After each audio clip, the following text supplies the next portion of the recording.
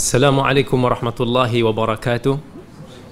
Alhamdulillah manna ala man yasha'u min ibadihi bi talabil ilmi syar'i wa dhalika fadlullah yu'tihi man yasha' wallahu dhul fadlil azim. Wa sallallahu wa sallama ala al-qail man yuridillahu bi khairan yufaqihu fid din wa ala alihi wa sahbihi alladhina ta'allamu al-ilma fi kibari sinhim hirsan li talabihi wa nailan li fadlihi. Rabbi shrah li sadri wa yassir li amri wahlul 'uqdatan min lisani yafqahu qawli. Amma ba'd. Alhamdulillah, bertemu lagi kita dalam episod yang ketiga. Kita masih lagi dalam syarah kitab Hilyah Talibul Ilm, yang mana kita membincangkan tentang adab-adab ataupun akhlak ataupun perhiasan seorang penuntut ilmu dalam menuntut ilmu Allah ini. Dan insya-Allah hari ini kita akan sambung lagi dalam sesi yang seterusnya, yang mana kitab ini matanya akan dibacakan oleh Al-Fadhil Syekh Aiman. Falyatafaddal mashkura.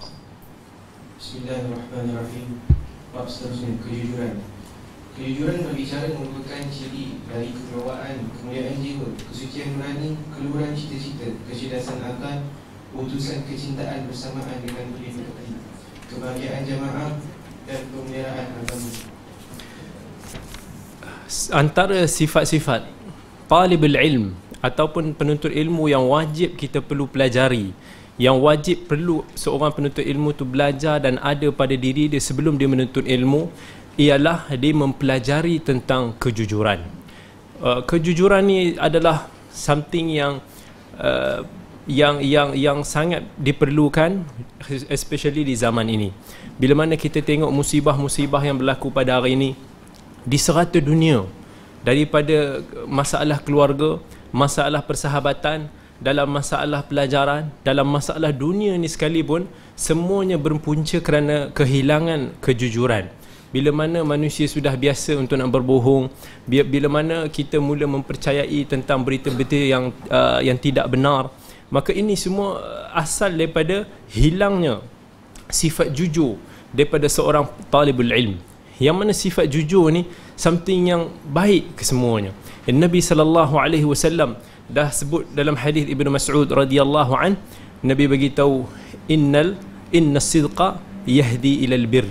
Sesungguhnya kejujuran itu membawa kepada kebaikan ataupun pahala. Wa innal birra yahdi ilal jannah, dan sesungguhnya albir, kebajikan itu, kebaikan itu membawa kita ke syurga. Wa innar rajula la yasduq atau yataharra sidqa, dan seorang lelaki itu, seseorang itu akan sentiasa mencari-cari tentang kebenaran, kejujuran, sehinggalah yuktabu hatta yuktaba indallahi siddiqa, sampailah dia akan ditulis, dicatat di sisi Allah sebagai seorang yang siddiq, sebagai seorang yang jujur. Dan sebaliknya, wa innal kadhib, sesungguhnya berdusta itu pula, Nabi SAW bagi tahu, yahdi ilal fujur, dia membawa kita kepada maksiat, lembah yang keji. Wa innal fujura yahdi ilan nar, dan sesungguhnya fujur itu membawa kita ke arah api neraka. Bila mana kita berdusta, perbuatan kita itu hanya akan membawa kita ke lembah api neraka, wal iyadu billah. Wa innar rajul la yakdzib, dan seseorang itu akan biasa berdusta, wa yataharral kadhib, dan akan biasa mencari-cari tentang bagaimana dia nak berdusta, sampailah dia akan ditulis, dicatat di sisi Allah sebagai seorang yang kadzaba, sebagai seorang yang pendusta. Adakah kita mau dicatat di sisi Allah sebagai seorang yang pendusta? Dan kita kena tahu bahawa orang-orang yang berjujur, Allah sebut dalam Quran dalam banyak ayat dia, dan Allah telah menegah dalam ratusan ayat dalam Al-Quran yang Allah menegah kita daripada kita berdusta. Bahkan Allah sebut, ya ayyuhalladzina amanu taqullaha wa kunu ma'as sadiqin, wahai orang-orang yang beriman, bertakwalah kepada Allah dan jadilah orang-orang yang jujur. Allah sifatkan antara sifat-sifat orang yang beriman ialah mereka perlu sentiasa jujur, yang mana kejujuran itu terselah dalam 3 aspek kehidupan kita. Yang pertamanya, kejujuran dari sudut pertuturan. Bila mana kita bercakap, bila mana kita berjanji, bila mana kita apa-apa sekalipun, kita berkata benar. Dan yang kedua, dari segi amalan kita jujur. iaitu dari sudut kejujuran kita mengikuti apa yang Allah dan Rasulnya tunjukkan kepada kita. Bagaimana kita bersyahadah hari ini, kita kata asyhadu an la ilaha illallah wa asyhadu anna Muhammadar Rasulullah, yang kita bersaksi bahawa tiada Tuhan melainkan Allah dan Muhammad itu adalah Rasulullah. Tetapi bila mana kita menjadikan orang lain sebagai kita punya qudwah, sebagai satu kita punya teladan selain daripada Nabi SAW, kita mengikuti ajaran-ajaran yang tidak digariskan dan ditunjukkan oleh baginda sallallahu alaihi wasallam. Jika demikian, maka bukanlah kita terdiri daripada kalangan orang-orang yang jujur. Begitu juga dari sudut hati kita. Dari sudut hati kita, kita juga perlu sentiasa jujur. Janganlah kita menjadi seperti orang munafik yang mana hati mereka kata lain dan lisan mereka, perbuatan mereka berkata yang lain. Dan ini something yang perlu kita hayati, sebab Allah Azza wa Jal dah menjanjikan bagi orang-orang yang sentiasa jujur dengan diri dia. Allah sebut, wa man yuti'illaha war rasul فَأُولَٰئِكَ مَعَ الَّذِينَ أَنْعَمَ اللَّهُ عَلَيْهِمْ مِنَ النَّبِيِّينَ وَالصِّدِّيقِينَ وَالشُّهَدَاءِ وَالصَّالِحِينَ. Ya Allah beritahu orang-orang yang akan jujur ni, orang yang jujur, yang sentiasa berlaku benar, berkata benar, siddiq ni mereka akan bersama dengan para anbiya, para syuhada, para salihin. Dan ini adalah sebaik-baik dan sebesar-besar ganjaran yang mana yang perlu kita kejar. Dan bagi orang yang mukmin juga, walaupun di dalam keadaan yang bergurau, sekalipun orang-orang yang beriman dan orang yang mengharapkan ganjaran daripada Allah Azza wa Jal, dia tidak akan berdusta. Dan Nabi SAW dalam hadis yang diriwayatkan oleh Abi Dawud, Nabi beritahu, ana za'imun bi baitin fi rabadil jannah liman taraka al-mira'a wa in kana muhiqqa. Nabi kata, aku menjamin rumah seseorang itu di satu tingkat terbawah di syurga, yang mereka sanggup meninggalkan perdebatan walaupun mereka dalam keadaan yang merasakan diri mereka benar. Wa bi baitin fi wasatil jannah liman taraka al-kadhib wa in kana maziha. Nabi kata, dan aku jamin seorang itu mendapat rumah di tingkat tengah di syurga bagi mereka yang sanggup meninggalkan dusta walaupun dalam keadaan bergurau. Yang mana kita hari ni, kebanyakan kita bergurau, kita akan berdusta. Orang yang buat prank, orang yang banyak sampaikan berita-berita untuk nak menakutkan sahabat-sahabat dia, ni semua tergolong dalam orang yang dia bergurau tetapi dia berdusta. Dan Nabi SAW bagi jaminan, mereka yang sanggup tinggalkan benda-benda ni, sanggup tinggalkan yang pendustaan walaupun dalam keadaan dia bergurau, Nabi kata dia akan mendapat syurga di tengah syurga, dia akan mendapatkan rumah di tengah syurga. Siapa yang tak mau untuk mendapatkan syurga Allah Azza wa Jal. Dan Nabi SAW sebut lagi dalam potongan yang ketiga, wa bi baitin fi a'lal jannah, dan akan mendapat, orang tu akan mendapat rumah di tempat yang tinggi, tertinggi di syurga bagi mereka yang akhlak dia mulia, yang sentiasa membaiki akhlak dia. Sebab Nabi SAW nak kaitkan dua perkara yang sebelum dia, iaitu orang yang sanggup meninggalkan dusta walaupun dalam keadaan yang bergurau, dan sebelumnya orang yang sanggup meninggalkan perdebatan walaupun dirasakan diri benar.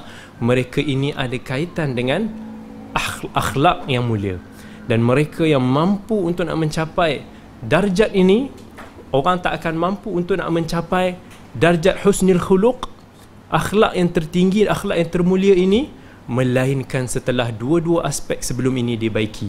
Tak akan orang tu dikatakan sebagai akhlak yang mulia dalam agama jika dia masih lagi berdusta, masih lagi di dalam keadaan yang selalu menipu dalam pertuturan dia, dalam perbuatan dia, ataupun dari sudut hati dia. InsyaAllah kita akan sambung lagi dalam segmen yang seterusnya. Dan insya-Allah kita akan teruskan lagi dengan bacaan matan yang seterusnya. Silakan. Oleh sebab itu hukumnya fardu ain, suruh bagi orang yang mengabaikannya, dan sesiapa yang mengabaikannya berarti dia telah menyakiti diri dan ilmu. Berbohong ni, berdusta ni, kita pun tahu dia adalah sikap yang keji, yang antara seburuk-buruk akhlak yang ada pada seorang bila mana dia biasa berdusta dalam kehidupan dia. Dan berkata benar, berlaku jujur adalah fardu ain bagi setiap orang beriman. Orang yang mengaku beriman kepada Allah dan Rasul, maka menjadi kewajipan bagi diri dia untuk nak berlaku jujur. Ini bukan fardu kifayah yang kita kata kawan kita jujur, kita tak payah jujur lah. Macam mana kalau orang tu solat jenazah ke fardu kifayah, kalau ada orang lain yang membangunkan dia, maka gugurlah kewajipan daripada sebahagian pihak yang lain. Tetapi dalam bab kejujuran ini adalah merupakan fardu ain yang wajib untuk kita sebagai talibul ilm mesti memperhiaskan diri kita. Dan macam mana yang telah kita sebut dalam hadis tadi, bahawa kejujuran ini semuanya baik, semuanya benar. Dan Nabi SAW tak izinkan kita untuk nak berdusta, iaitu al-kadhib ni bermaksud kita melakukan sesuatu ataupun kita bercakap sesuatu yang di luar kebenaran ataupun di luar realiti. Itu kadhib. Sama ada dengan niat yang baik ataupun niat yang tak baik, tetapi Nabi SAW sebut dalam hadis, dalam sebuah hadis yang diriwayatkan oleh Ummul Kalthun binti Uqbah bin Abi Mu'ayth, begitu juga dalam hadis Asma riwayat Tirmizi, Nabi bagi tahu bahawa Ummul Kalthum bagi tahu, kami tak pernah mendengar Nabi SAW memberi keringanan kepada seorang itu untuk berdusta, melainkan dalam 3 hal, 3 situasi sahaja yang Nabi benarkan. Itu pun dengan maksud yang tertentu. Yang pertamanya ialah bila mana al-harb, dalam situasi perang. Sebab al-harbu khud'ah, sebab peperangan itu memang tipu helah. So kalau kita nak sedikit melakukan tipu daya dalam peperangan, memang itu yang dituntut dalam peperangan. Macam mana yang dilakukan oleh sahabat Nabi SAW, Al-Qa'qa' bin Amr. Baik, sebagaimana Al-Qa'qa' bin Amr, seorang sahabat Nabi SAW yang terkenal dalam battle, seorang panglima perang yang hebat, yang mana dia membahagikan tentera dia kepada banyak kumpulan. Dan setiap kumpulan tu mungkin tak ramai lah, tetapi bila dibagikan dan dipecah-pecahkan dalam battlefield, musuh nampak macam diorang ni ramai, sedangkan hakikatnya mungkin tak ramai. Tetapi peperangan ini sifatnya adalah khud'ah, adalah tipu daya, yang mana memang perlu untuk nak kita bertipu daya dengan musuh untuk nak memerangi peperangan. Maka di situ Islam membenarkan dalam situasi yang pertama. Dan yang kedua yang disebutkan dalam hadis tersebut, yang dibenarkan juga ialah ketika mana seorang itu islah zat bain, iaitu bila mana seseorang itu cuba untuk nak membaiki hubungan di antara saudara seagama dengan dia. Kawan kita bergaduh, mungkin kawan kita, mungkin Aiman dia cakap pada Syekh Ahmad, dia kata Syekh Ahmad ni sebenarnya dia busuk, sebab tu aku tak nak kawan dengan dia. Tapi tak adalah kita cakap dengan Syekh Ahmad tu bahawa apa yang Aiman cakap macam tu, tapi kita boleh sebut Aiman cakap sebenarnya Ahmad ni wangi, ataupun kita cakap perkataan-perkataan yang boleh menyejukkan antara kedua-dua pihak. Dan ini antara situasi yang dibenarkan juga. Dan situasi yang ketiga ialah bila mana seorang suami dan seorang isteri itu cuba untuk nak meredakan kedua pasangannya. Tapi jangan difahami bahawa Islam membenarkan tipu antara suami dan isteri. Ini satu kefahaman yang salah. Tetapi yang dimaksudkan kat situ ialah dari sudut untuk nak menjaga sahaja perasaan. Sebagai contoh, mungkin isteri dia bukan orang yang paling cantik kat dunia, tetapi suami dia datang, dia kata kat isteri dia, kamu adalah wanita yang paling cantik sekali abang pernah jumpa. Mungkin hakikatnya bukan macam tu, tetapi bila dia cakap macam tu, isteri dia akan berbunga, dia akan lebih gembira. Maka itulah yang dimaksudkan dalam hadis, bukan membuatkan seorang jadi biasa untuk nak tipu, sampaikan setiap kali abang balik daripada mana, padahal lepak dengan kawan-kawan dia, kemudian diingatkan hadis membenarkan ditipu, dia kata tak, abang baru balik daripada masjid, padahal dia baru balik daripada lepak dengan kawan-kawan dia di kedai kopi. Maka jangan salah faham daripada maksud hadis ini. Dan kalau kita nak tengok, Nabi SAW puji generasi sahabat. Sebab apa? Dalam hadis Nabi SAW sebut, yang diriwayatkan Bukhari dan Muslim, khairul qurun qarni thumma alladhina yalunahum thumma alladhina yalunahum, sebaik-baik kurun ialah kurun aku, kemudian mereka yang datang selepas daripada mereka, kemudian mereka yang datang selepas daripada mereka. Nabi puji kurun sahabat. Sebab apa? Sebab kurun sahabat, antara sebab utamanya ialah para sahabat radhiyallahu anhum tak pernah menipu dan tak pernah tahu apa itu berdusta, sebagaimana yang disebut oleh Anas bin Malik radhiyallahu an, kunna la na'rif mal kadhib, kami ni langsung tak tahu maksud menipu ni apa, kami tak pernah berdusta. Kalau kami mendengar ya, cubaan.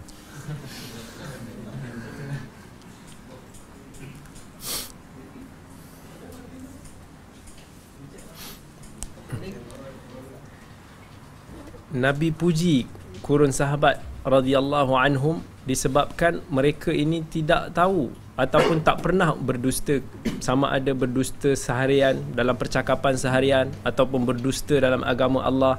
Sebab itulah Anas radhiyallahu anhu bagi tahu, dia kata kunna la na'rif mal kadhib, kami tak tahu apa maksud berdusta itu sebab kami tak pernah berbohong. Kita bila mana Anas bagi tahu para sahabat radhiyallahu anhum saling mendengar hadis antara satu sama yang lain.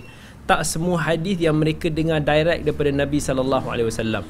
Ada hadis yang mana Anas bagi tahu sahabat dengar daripada sahabat yang mendengar hadis tersebut daripada Nabi sallallahu alaihi wasallam, tetapi Anas bagi tahu kami tidak pernah berdusta dan kami tidak tahu apa maksud itu dusta. Sebab itulah dalam ilmu hadis golongan sahabat radhiyallahu anhum, generasi mereka ini disifatkan sebagai dengan sifat udul, ataupun yang kredibiliti mereka ini terpercaya dan boleh diterima hadis mereka. Tak seperti mana generasi yang seterusnya dan apatah lagi pada generasi yang kita, yang mana kita dah mula mengambil ringan, mengambil remeh tentang isu ini sampaikan kita mudah untuk nak berdusta. Dan wal'iyadu billah, ramai daripada kita juga yang sampai tidak berhati-hati daripada mereka rasakan benda ni tersilap, sampai ke tahap mereka ini mendustakan Nabi sallallahu alaihi wasallam. Dan kalau kita tengok Imam Syafi'i rahimahullah sendiri, Imam Syafi'i dia merasakan bahawa berdusta ni something yang sangat mencemarkan maruah, satu aib yang besar, yang mana Imam Syafi'i rahimahullah ada apa-apa sahaja perkara yang boleh mencalakan dia punya maruah dia tak akan buat. Sampaikan dia bagi tahu, kalaulah aku mengetahui bahawa minum air sejuk itu boleh merosakkan maruah ataupun mencalakan maruah dia tak akan minum air sejuk. Dia punya sangat nak menjaga. Apatah lagi benda yang sekecil macam tu pun dia jaga, apatah lagi dengan berdusta, yang mana merupakan satu aib yang besar. Sebab itulah Yahya ibn Ma'in, seorang ahli hadis yang besar, dia bagi tahu, walaupun dia disebutkan ada sikit masalah dengan Imam Syafi'i, tetapi Yahya bin Ma'in bagi tahu, kalaulah berdusta itu harus sekalipun, dibenarkan oleh agama sekalipun, nescaya Imam Syafi'i rahimahullah tidak akan berdusta, disebabkan dusta itu mencemarkan maruah dan benda tersebut akan menghalang Al-Imam Syafi'i daripada dia berdusta, walaupun berdusta itu harus dalam agama. Dan insya-Allah kita akan teruskan bacaan matan yang seterusnya. Imam Al-Auza'i rahimahullah yang wafat pada tahun 197 Hijrah berkata, belajarilah kejujuran sebelum engkau mempelajari ilmu. Waqih ibn Al-Jarrah rahimahullah yang wafat pada tahun 197 Hijrah juga berkata, sifat ini tidak akan boleh dijunjung tinggi kecuali oleh seseorang yang jujur. Maka pelajarilah kejujuran, semoga Allah melimpahkan rahmat kepadamu sebelum engkau mempelajari ilmu. Kejujuran adalah menyampaikan perkataan sesuai dengan kenyataan dan keyakinan. Jadi kejujuran itu hanya berasal dari satu jalan, sedangkan kebohongan memiliki banyak jenis, banyak warna, banyak jalan dan banyak jurang. Semua itu dikumpulkan menjadi 3 bahagian. Yang pertama, kebohongan seorang pengampu, iaitu yang menyalahi kenyataan dan keyakinan, seperti orang yang berlebihan dalam memuji seseorang yang sudah dikenali fasik dan ahli bid'ah, lalu dia mensifatinya sebagai keistiqamahan. Kedua, kebohongan seorang munafik, iaitu yang menyalahi keyakinan namun sesuai dengan kenyataan, seperti seorang munafik yang mengatakan apa yang dikatakan oleh orang-orang yang berpegang teguh pada sunnah dan hidayah. Kebohongan orang jahil, iaitu dengan melakukan sesuatu yang menyalahi kenyataan dan sesuai dengan keyakinan, seperti orang yang yakin terhadap kesolehan seorang sufi yang ahli bid'ah lalu mensifatinya sebagai wali.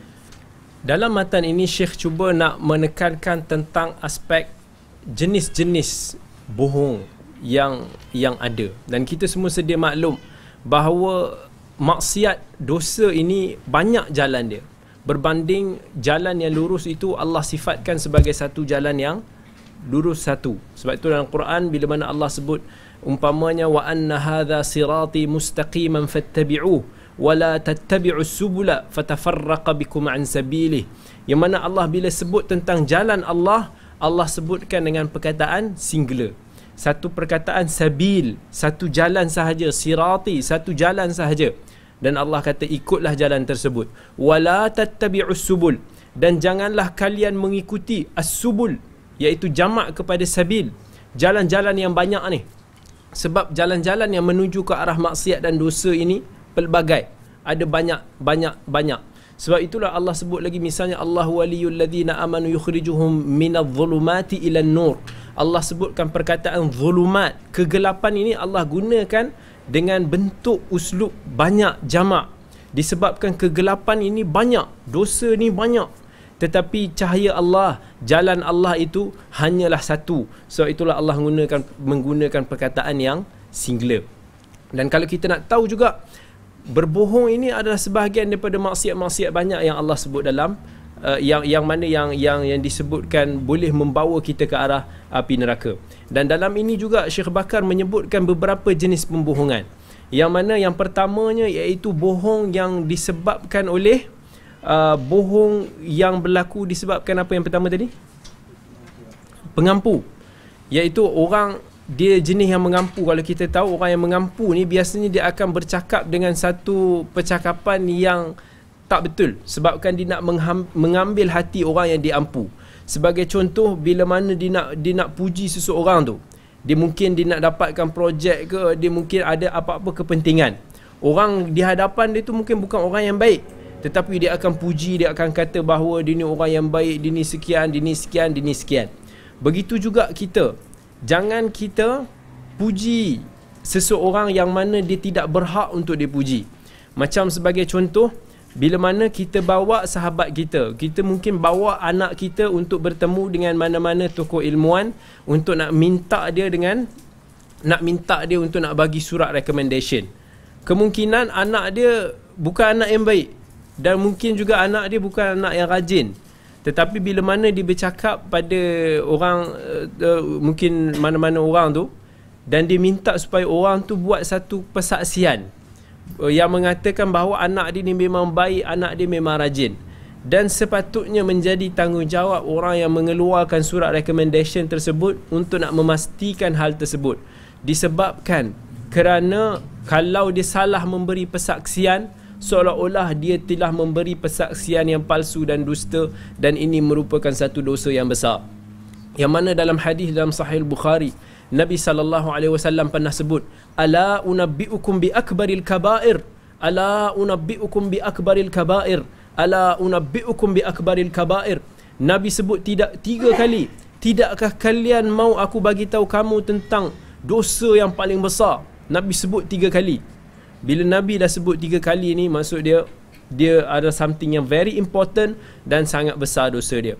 Kemudian Nabi sebut al-isyraku billah wa uququl walidain. Nabi sebut tentang dosa mempersekutukan Allah dan dosa menderhakai kedua ibu bapa. Dan kemudian Nabi sebut, dan Nabi membetulkan kedudukan dia. Nabi masa tu tengah duduk, Nabi betulkan. Kemudian Nabi SAW sebut, ala wa qawluz zur wa syahadatuz zur, ala wa qawluz zur wa syahadatuz zur. Yang mana Nabi duk keep ulang sampaikan sahabat bagi tahu, laitahu sakat, kalaulah Nabi diam. Sebab para sahabat dah berasa bimbang, dah berasa takut dengan apa yang Nabi SAW ancam, iaitu Nabi bagi tahu, iaitu kata-kata yang nista, kata-kata yang dusta ni, dan penyaksian yang dusta. Nabi sebut bahawa orang-orang dosa kita memberi persaksian yang palsu ini, Nabi sebut bersamaan ataupun seiring dengan hadis-hadis yang tadi tentang menderhakai ibu bapa dan mempersekutukan Allah. Maka benda ni something yang besar. Sebab itu, kalaulah ada orang datang minta surat recommendation pada seseorang, dan orang tu mungkin dia rasa berat nak bagi, mungkin dia agak cerewet sikit, mungkin dia tanya itu dan ini, kita jangan pula marah kat dia. Sebab dia tengah nak menulis satu surat yang akan menjadi persaksian di hadapan Allah Azza wa Jal, dan kita kena kesian kat dia. Janganlah kita push dia, kita paksa dia. Kemudian kita kan kawan lama, takkanlah tak boleh bagi, takkanlah kau tak kenal aku siapa, kita nak paksa dia juga bagi. Sebab kita seolah-olah sedang meletakkan dia antara dia dan api neraka. Sebab itu kita kena hati-hati dan kita kena jaga-jaga. Dan yang keduanya itu dusta yang disebabkan oleh sifat munafik. Sifat munafik ni iaitu dia mungkin dia bercakap sesuatu di luar apa yang dalam hati dia bagi tahu. Yang mana Allah Azza wa Jal kecam orang-orang munafik ni, dan Allah telah memperuntukkan satu surah dalam Quran berkaitan dengan orang munafik. Dan antaranya Allah sebut, idza ja'akal munafiqun qalu nashhadu innaka la rasulullah wallahu ya'lamu innaka la rasuluh wallahu yashhadu innal munafiqina lakadzibun. Yang Allah kata bila mana orang munafik ni datang, dia kata qalu nashhadu innaka la rasulullah, mulut je dia bagi tahu, ya Rasulullah, kami menyaksikan bahawa engkau adalah Rasulullah, padahal hati mereka mengatakan sebaliknya. Tetapi Allah kata wallahu ya'lamu innaka la rasuluh, dan Allah tahu bahawa memang Nabi Muhammad itu adalah pesuruh kepada Allah. Wallahu yashhadu innal munafiqina lakadzibun, dan Allah memperakui dan Allah mempersaksikan bahawa penyaksian orang-orang munafik ini adalah dusta belaka. Dan ini yang perlu kita jauhi dan perlu kita hindari daripada kita bersikap sebagaimana orang munafik. Yang mana dalam ayat yang lain pun Nabi dah sebut, dalam hadis yang lain, antara tanda-tanda seorang itu munafik apa dia? Antaranya sebahagian Nabi bagi tahu, idza haddatha kadzab. Bila mana dia bercakap, berjanji, bertutur, dia akan berdusta. Dan yang ketiga, iaitu bila mana seseorang itu berdusta disebabkan dia memang tak cerdik. Macam mana kita tengok hari ni ramai orang menipu orang ramai dengan mengakui bahawa dia ni adalah Nabi. Kita pun dah macam-macam kes kita dengar. Dan ramai pula orang yang percaya.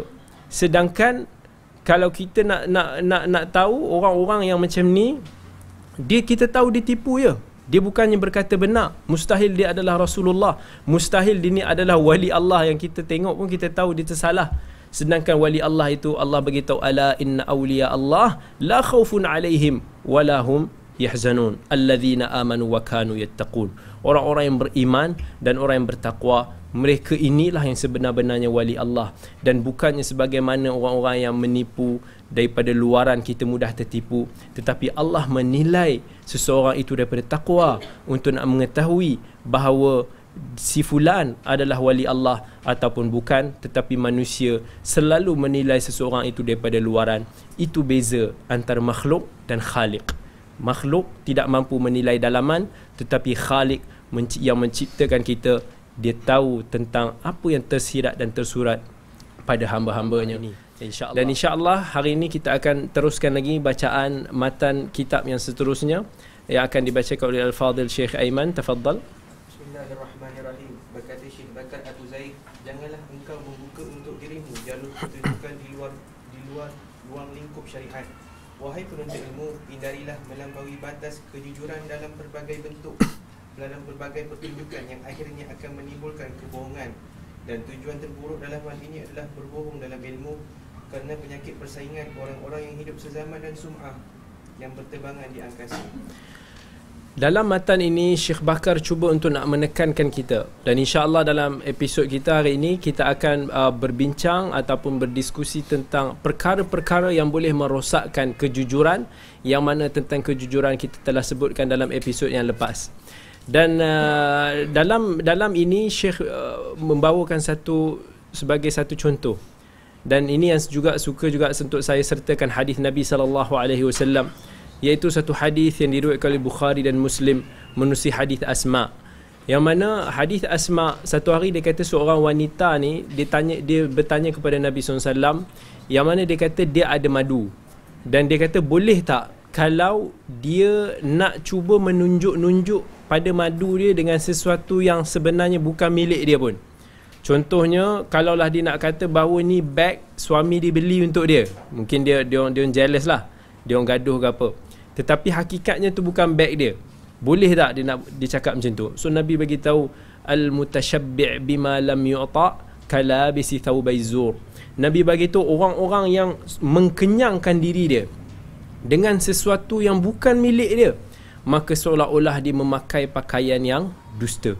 Iaitu orang ni hakikatnya dia tak tahu, tapi dia buat-buat tahu.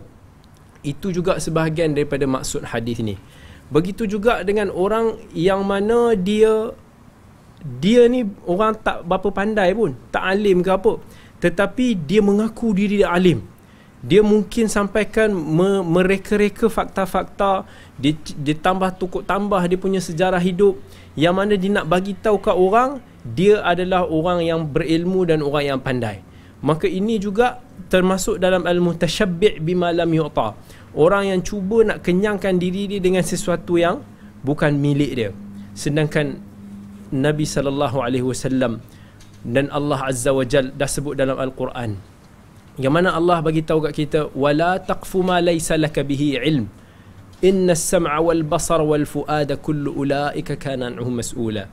Ya Allah bagi tahu kat kita lagi, janganlah kita bercakap dengan sesuatu yang di luar yang pengetahuan kita, especially bagi orang-orang yang tak tahu, iaitu bila mana kita sebagai penuntut ilmu ditanya tentang sesuatu masalah, kita mungkin kita malu nak cakap kita tak tahu, maka kita pakai belasah, kita pakai goring. Sedangkan apa yang kita cakap itu tentang agama Allah, yang merupakan perkara yang paling perlu untuk nak kita berhati-hati dan jaga. Sedangkan kalaulah kita tengok doktor ke, doktor ni kalau kata dia nak bagi ubat, kalau dia nak melakukan satu keputusan pembedahan ke, dia tak boleh nak rasa-rasa, dia tak boleh nak pakai cakap je, pakai bagi je ubat asalkan dia rasa orang ni sakit ni, dia bagi ubat tu. Dia tak boleh begitu. Kalau dia buat begitu, dia sedang bermain dengan nyawa manusia. Begitu juga dengan kita sebagai penuntut ilmu. Kalau kita tak tahu tentang satu masalah dan kita pakai goreng je, maka kita kena berhati-hati sebab kita sedang bermain dengan agama Allah. Yang mana kalau kita salah dan kita bercakap di atas bukan ilmu, tanpa dasar hujah, yang mana kita bukan ahli dia, maka kita akan berhadapan dengan azab Allah. Sebab itu tak semua benda yang kita boleh ulas, tak semua benda yang kita mampu untuk nak jawab. Dan Nabi SAW dah sebut dalam guide dalam hadis sahih Bukhari dan Muslim, man kana yu'minu billahi wal yawmil akhir falyaqul khairan aw liyasmut. Siapa yang beriman kepada Allah, kepada hari akhirat, maka berkata baik. Kalaulah dia tahu dia tak boleh nak berkata baik, dia tak boleh nak menjawab, yang dia tahu kalau jawapan dia tu hanya akan memberi mudarat dan bukan atas dasar ilmu, maka dia berdiam diri. Dan ini petunjuk daripada Nabi SAW. Tak semua benda yang mana kita mampu untuk nak ulas, tetapi bila mana kita terperangkap dalam situasi kita rasa malu, yang mana kita rasa macam satu yang aib untuk seseorang itu mengaku dia tak tahu, maka kat sinilah terletak bahaya. Bila mana kita cuba untuk nak bercakap konon-konon atas dasar ilmiah, tetapi sebenarnya kita hanya mungkin copy paste, mungkin kita cilok sana, mungkin kita apa-apalah yang kita membuatkan orang nampak macam kita gempak, tetapi sebenarnya bukan sedemikian. Seolah-olah ini maksud hadis Nabi bagi orang-orang yang mengkenyangkan diri dia. Seolah-olah dia nak claim sesuatu, dia nak orang puji dia, dia nak biar orang merasakan bahawa dia alim ke dan sebagainya, sedangkan dia bukan sedemikian. Maka Nabi bagi tahu dia umpama orang yang pakai pakaian-pakaian yang dusta. Orang yang pakaian dusta ni macam mana? Maksudnya dia mungkin bukan orang yang zuhud, dia mungkin bukan orang yang baik, tetapi dia pakai daripada segi luaran, orang nampak, oh dia ni pakai baju koyak-koyak, dia mesti zuhud. Ataupun dia hakikatnya dia bukan para alim ulama', tetapi mungkin dia pakai pakaian yang kebiasaannya para ulama' pakai. Maka orang menyebabkan, dia ni mesti alim. Dia ni sebab dia ni baju dia nampak macam baju ulama', macam baju tok guru, baju apa ke. Maka orang macam ni pun dia cuba untuk nak mengkenyangkan diri dia dengan sesuatu yang bukan hak milik dia. Maka dia berada di satu persimpangan yang sangat bahaya dan perlu kita berhati-hati. Dan kita perlu ingat bahawa setiap daripada pertuturan kita Allah akan hisab. Allah sebut dalam Quran, ma yalfadhu min qawlin illa ladaihi raqibun atid. Tak ada satu lafaz pun yang kita sebut melainkan akan dicatat sama ada baik atau buruk. Dan Ibnu Mas'ud radhiyallahu anhu bagi tahu pedoman yang perlu kita pegang hari ini, di musim yang mana semua orang ingin memberi fatwa, semua orang gopoh untuk nak mengulas sesuatu isu haram ke tak haram ke, tentang itu dan ini, semua benda lah. Sampai ke Ibnu Mas'ud bagi tahu, mereka, kalau kamu mendapati seseorang ni, dia bukan mufti pun, bukan orang yang mempunyai autoriti untuk nak memberikan fatwa, kemudian dia semua benda dia nak cuba bagi fatwa, semua benda dia nak cuba ulas, semua benda dia nak cuba untuk nak cakap, maka Ibnu Mas'ud bagi tahu, ketahuilah bahawa orang ini adalah orang yang gila. Sebab orang yang gila je yang dia akan cakap je, pakai cakap je semua benda. Dia tak fikir pun tentang baik dan tentang yang buruk. Dan kita kena hati-hati. Moga-moga penuntut ilmu kita especially tak termasuk dalam mereka yang gila sebagaimana disifatkan oleh Ibn Mas'ud radhiyallahu an, yang mana insya-Allah kita akan sambung lagi dengan bacaan matan yang seterusnya. Tadi kita dah berbincang tentang masalah-masalah ataupun benda-benda perkara-perkara yang boleh mengguris kejujuran seseorang, dan insya-Allah kita akan sambung lagi bacaan. Tafadhal. Sesiapa yang memerhatikan sum'ah yang melebihi kedudukan sebenarnya, maka hendaklah dia mengetahui bahawa di alam ini ada banyak orang yang memiliki kecerdasan yang luar biasa dan ada banyak pena yang kritis, sehingga mereka akan membandingkan sum'ah itu dengan athar. Maka sempurnalah keaiban dirimu dari 3 perkara. Yang pertama, hilangnya kepercayaan dari dalam hati manusia. Yang kedua, kehilangan ilmumu dari kemerosotan penerimaan. Yang ketiga, engkau tidak akan dipercaya meskipun engkau benar. Intinya, sesiapa yang mereka-reka perkataan, bererti dia adalah saudaranya penyihir, dan penyihir itu tidak akan menang di mana pun dia berada. Antara perkara utama yang boleh mengguris ataupun mencabul kejujuran kita ialah bila mana kita terlampau mencari sum'ah. Mencari sum'ah ni apa maksud dia? Iaitu kita mencari kemasyhuran ataupun kita mencari nama yang baik. Sebab bila kita ada nama yang baik, maka kita ada reputasi yang nak dijaga. Berbeza dengan orang yang tak dikenali daripada mana-mana. Kalau dia bersalah pun mungkin orang tak peduli pun, dan dia mungkin tak rasa malu pun sebab tak ada orang kenal dia. Tetapi yang bahaya dan sangat bahaya ialah mereka yang berada di pentas-pentas, daripada kalangan para asatizah, daripada kalangan para pendakwah yang dikenali oleh orang ramai. Maka mereka ini yang mempunyai sum'ah, mereka mempunyai reputasi, yang mana di antara dia nak menjaga reputasi dia sometimes, nak menjaga reputasi dia, ataupun dia nak bercakap ataupun dia nak berpegang dengan kebenaran. Ini banyak terjadi bila mana orang ni dah famous, bila mana orang ni mungkin dikenali oleh orang ramai, dan kemudian dia ditegur oleh segelintir pihak. Mungkin dia ada melakukan kesilapan, mungkin dari sudut ucapan dia ada tersalah, mungkin apa yang disebut dia quote hadis tu mungkin ada yang tersilap. Dan manusia ni kadang-kadang silap dia disengajakan, ada yang sebahagiannya tak disengajakan, dan ada yang disebabkan tercakap lajak cakap, biasalah. Dan itu biasa, mana-mana manusia, tak ada siapa yang maksum daripada sebarang kesilapan. Tetapi bila mana ia melibatkan kesilapan ilmiah yang mana perlu untuk seseorang itu jaga, dia tak boleh ada perasaan angkuh, dia tidak boleh ada perasaan ego untuk dia berpegang dengan kebenaran jika ada pihak lain telah membentangkan kebenaran itu kepada dia. Dia tak boleh bila mana dia tahu dia silap, tetapi disebabkan dia malu nak bagi tahu ke orang ramai yang dia salah, dia rasa benda itu boleh menjejaskan reputasi dia, mungkin aib bagi dia, maka dia tak nak mengaku juga kesilapan dia. Dan ini banyak terjadi pada kalangan kita, wal'iyadu billah. Dan sum'ah ini, bila mana orang nak menjaga sum'ah dia, nak menjaga reputasi dia lebih daripada dia nak menjaga kalam Allah, dia nak menjaga wahyu Allah, maka kita kena tahu bahawa kita kena persoalkan balik hati kita, keikhlasan kita. Adakah kita menuntut ilmu? Adakah kita berdakwah kerana Allah Azza wa Jal? Adakah kerana untuk demi kebaikan umat dan demi kebaikan agama? Ataupun sebaliknya kita berdakwah ni semata-mata untuk nak mengangkat diri kita? Sedangkan Nabi SAW sebut dalam hadis yang diriwayatkan oleh Abi Dawud, Nabi beritahu, man ta'allama ilman mimma yubtagha bihi wajhullah la yata'allamuhu illa liyusiba bihi 'aradan minad dunya lam yarih raihatal jannah.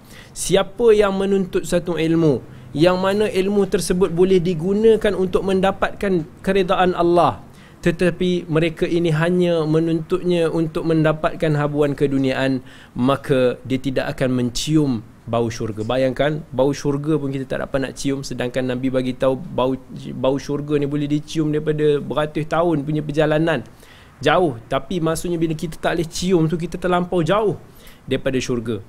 Bahkan dalam hadis yang diriwayatkan oleh Ibnu Majah, Nabi bagi tahu lagi, man ta'allama ilman Siapa yang man ta'allamal ilm, siapa yang menuntut suatu ilmu tersebut, liyubahiya bihil ulama, untuk nak dia bermegah-megah dengan ulama, au liyumariya bihis sufaha, ataupun sebabkan dia nak berdebat dengan orang-orang yang sufaha, orang-orang yang tidak cerdik ni.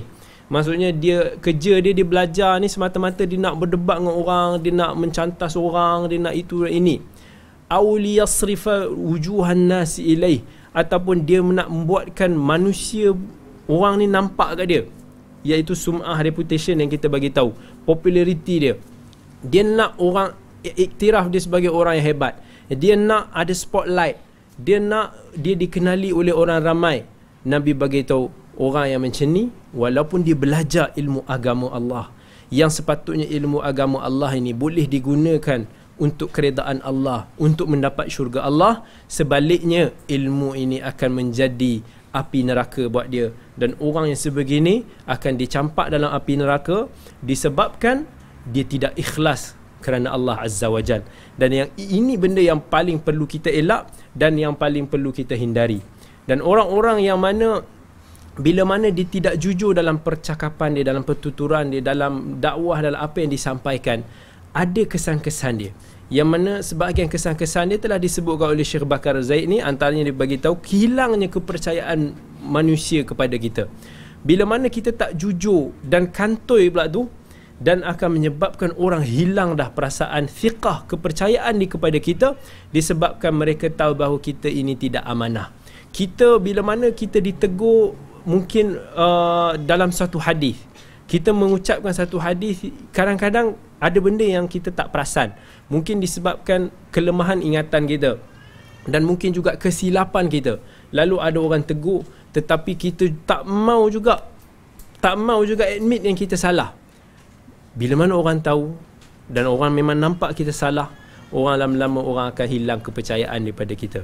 Orang dah tahu kita ni bukannya berdakwah disebabkan ilmu, bukan disebabkan kebaikan manusia dan kebaikan umat, tetapi kita hanya berdakwah nak menegakkan benang yang basah, menegakkan pandangan kita semata-mata. Dan ini merupakan kesan yang pertama.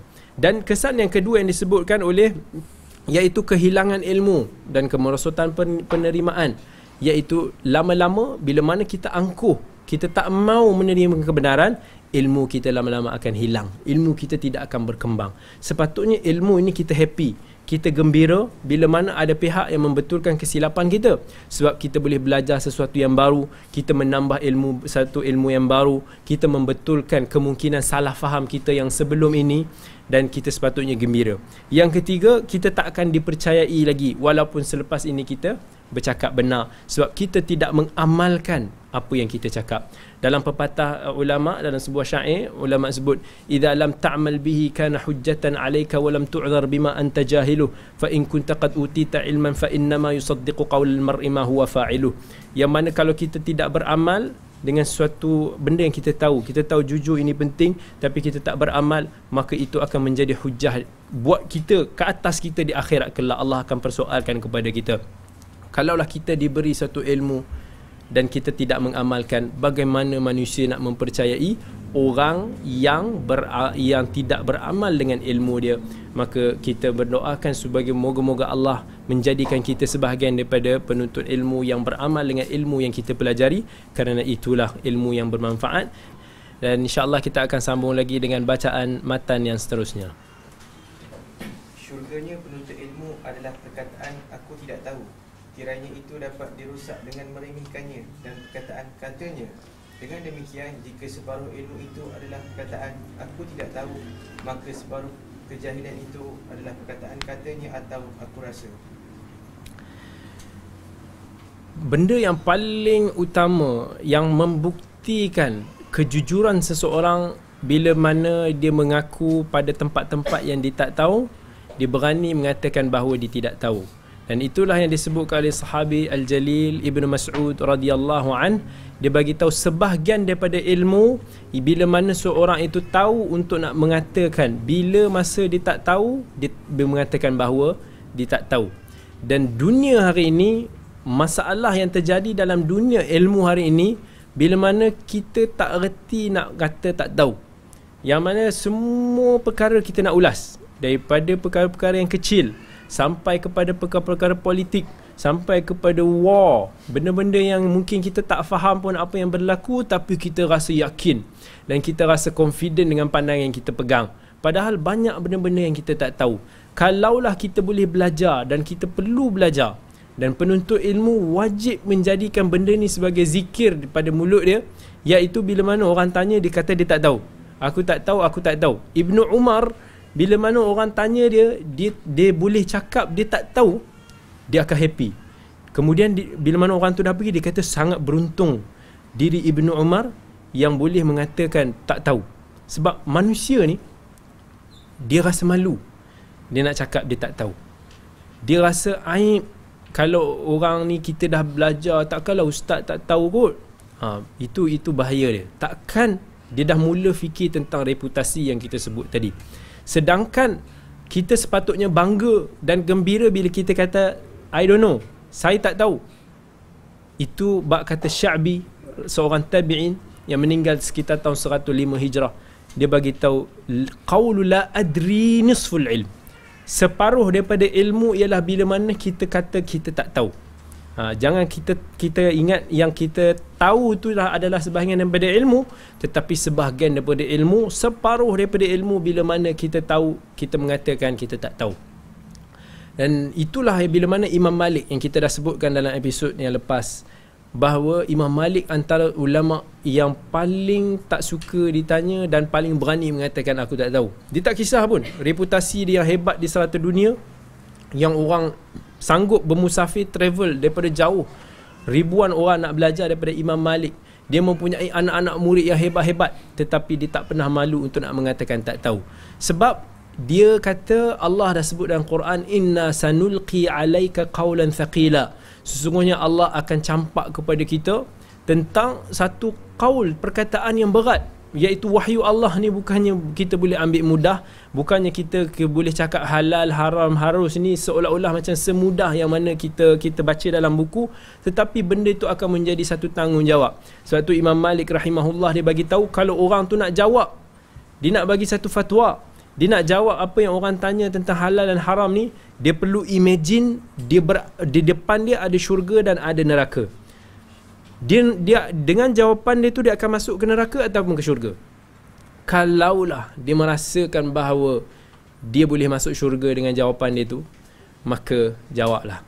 Tetapi sebaliknya, kalau dia merasakan bahawa dia bercakap, dia menjawab bukan atas dasar ilmu yang nyata, dan dia tahu dia bukan ahli dia, dan itu akan membawakan dia kepada neraka, maka jangan jawab. Dan sebab itulah Al-Imam Syafi'i rahimahullah, antara murid-murid dia selalu cerita, kami bila mana tengok Imam Syafi'i ditanyakan tentang satu masalah, kalau kita yang bukan di martabat Imam Syafi'i pun, orang tanya satu, kita jawab 1000. Tetapi Imam Syafi'i, seorang imam mujtahid, seorang yang diakui antara ulama yang paling dahsyat lah, paling hebat lah, paling faqih, bila mana ditanya tentang satu masalah, dia akan diam. Murid dia bagi tahu, dia akan fikir. Kemudian murid dia bagi tahu, apa benda yang kamu diam tu? Kenapa tak jawab tu? Sebab Imam Syafi'i bagi tahu, aku sedang menilai adakah lebih baik aku menjawab ataupun lebih baik aku mendiamkan diri. Sebab tak semua jawapan yang kita tahu kita boleh jawab pada publik. Ada jawapan yang kemungkinan bila mana kita sebut kepada orang ramai, walaupun jawapan kita tu benar, kita merasakan benar, tetapi mungkin juga jawapan tersebut akan membawa kepada kerusakan lebih besar, akan membawa kepada salah faham yang lebih dahsyat. Maka kita tahu mudarat dia besar, maka kita tinggalkan. Dan ini yang antara penyakit talibul ilm, penuntut ilmu hari ini, ialah bila mana daripada kita kata kita tak tahu, sebaliknya kita kata apa? Jawapannya aku rasa. I think boleh kot. Saya rasa saya pernah belajar benda ni dulu. Haram rasanya. Ataupun kita rasa-rasa. Bila kita rasa-rasa, ini bukan masakan. Kalau masakan kita boleh rasa manis, kita kalau lebih kurang manis tu kita tambahlah gula sikit, kita boleh rasa-rasa tak mudarat pun. Kalau kurang manis ke, taklah sampai tahap kita mati ke apa. Tetapi bila mana kita rasa-rasa dalam agama, maka dengan sikit je kita nak merasa tu, kemungkinan besar dia akan membawa satu impak negatif yang besar. Kita tak yakin, kita tak faham dengan jawapan kita. Dan kebanyakan kita memang macam tu. Kita sebenarnya merasa je. Pertama, disebabkan kita adalah zaman yang mana penuntut ilmu hari ini kekurangan dari sudut kefahaman.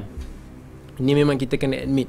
Kefahaman kita jauh berbeza dengan para ulama' dulu. Nak memahami nas, kita baca berpuluh kali pun kita mungkin tak faham satu-satu teks, satu-satu dalil.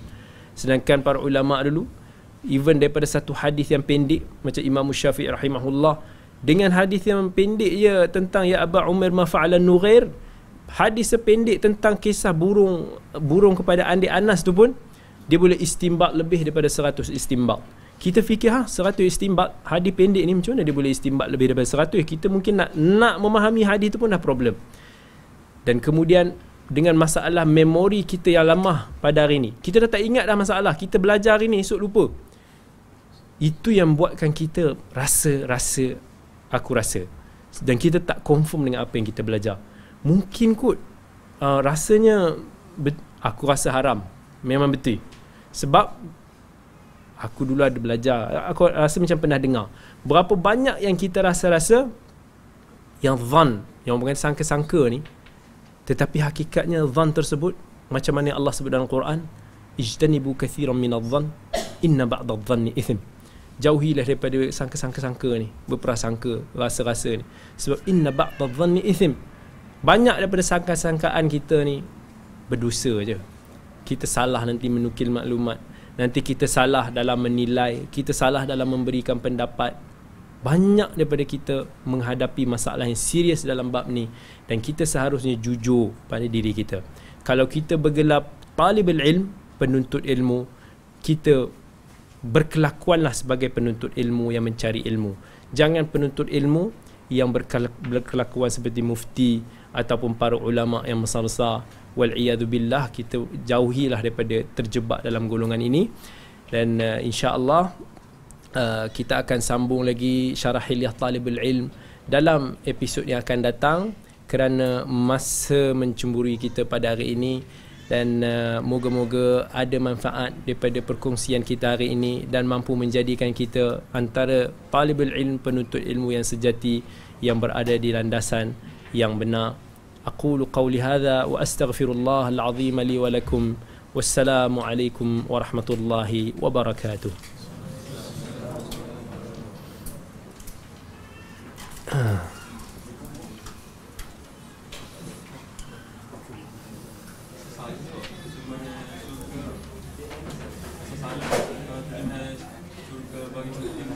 Macam mana? Macam mana? Matan? Ha.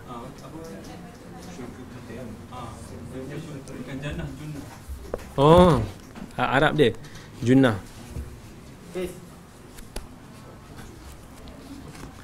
Ini yang terjemah ni.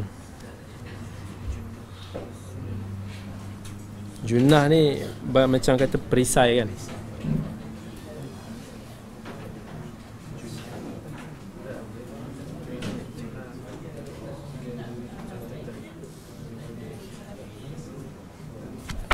Yap, itu yang pelik kat syurga. Kalau junnah perisai ni memang betul. Penuntut ilmu ni kita kena jadikan dia sebagai perisai kita, penghadang kita. Ialah kita mengatakan aku tak tahu. Itu kita punya defend kita. Janganlah orang tanya apa-apa kita tahu, try juga. Kalau tak tahu, defend kita, aku tak tahu. Kau pergi tanya orang lain.